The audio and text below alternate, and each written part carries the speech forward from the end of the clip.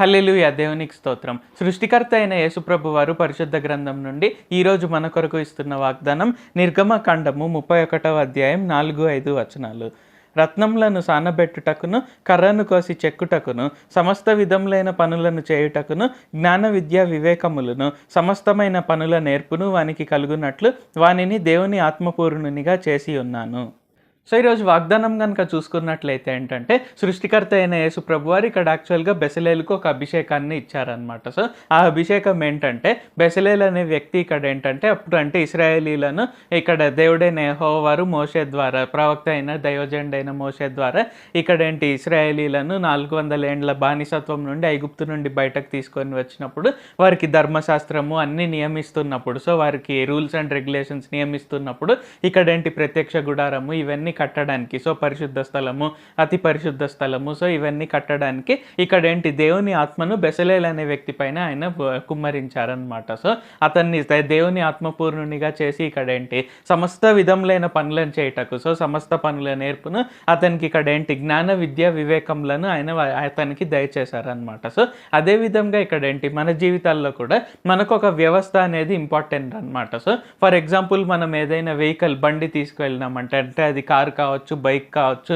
లేకుంటే మన స్కూటీ కావచ్చు, మనం సైకిల్ అయినా సరే ఇక్కడ ఏంటి మనం రోడ్ పైన వెళ్తున్నప్పుడు మనకి ఇష్టం వచ్చినట్లు మనం వెళ్ళలేమన్నమాట. అంటే ఇప్పుడు మనం కొంచెం దూరం వెళ్ళినాక మనకు రెడ్ సిగ్నల్ అనేది పడుతుంది. సో రెడ్ సిగ్నల్ పడితే మనం ఆగాలని అర్థము.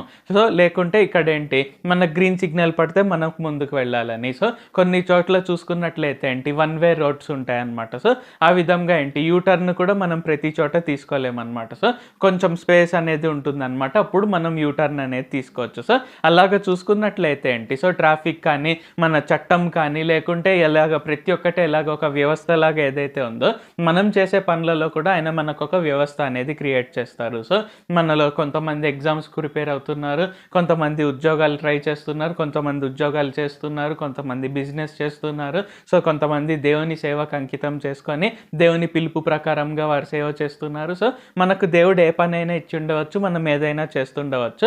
అయితే ఇక్కడ ఏంటి ఖచ్చితంగా మనం దేవుణ్ణి మనం అందులో చేర్చుకోవాలి. సో దేవా, నేను ఈ పని చేస్తున్నాను, మీరు నాకు ఈ పని అప్పగించారు కాబట్టి ఇది నేను సక్రమంగా శ్రద్ధగా కరెక్ట్గా 100% ఎఫర్ట్తో చేయాలి దేవా, అండ్ మీరు నాకు మంచి ఫలితాన్ని ఇవ్వండి అనే విధంగా ప్రార్థన చేసి, సో దేవుడు ఎలాగైతే బెసలేలుకు అభిషేకం ఇచ్చారో ఆ విధంగా దేవా నాకు సంపూర్ణ జ్ఞాన విద్యా వివేకములను ఇవ్వండి, నేను మీ ఆత్మపూర్ణుణ్ణి కాబట్టి నాకు జ్ఞాన విద్యా వివేకములు దయచేయండి, ఆ విధంగా నేను పని జరిగించాలి, అందులో ఎలాంటి లోటుపాటు జరిగించకూడదు అనే విధంగా ప్రార్థన చేస్తే మనం దేవుడి నుండి సహాయం పొందుకుంటున్నాం కాబట్టి ఆయన శక్తి ద్వారా, ఆయన సామర్థ్యం ద్వారా మనం 100% రిజల్ట్ పొందుకోగలుగుతాము. ప్రార్థించుకుందాం.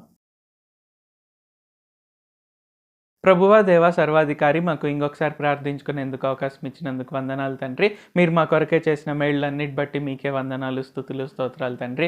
ఈరోజు వాగ్దానంని బట్టి వందనాలు తండ్రి.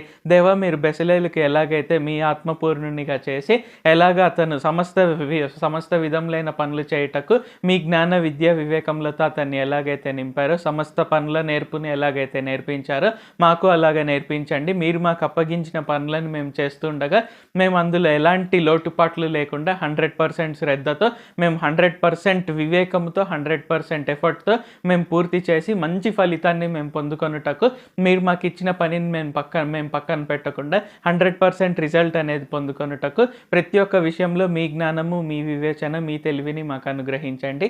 నజరేయుడైన సర్వశక్తి గల యేసుక్రీస్తు నామంలో ప్రార్థిస్తున్నాం తండ్రి. ఆమేన్. Thank you Jesus. దేవుడు మిమ్మల్ని ఆశీర్వదించును గాక.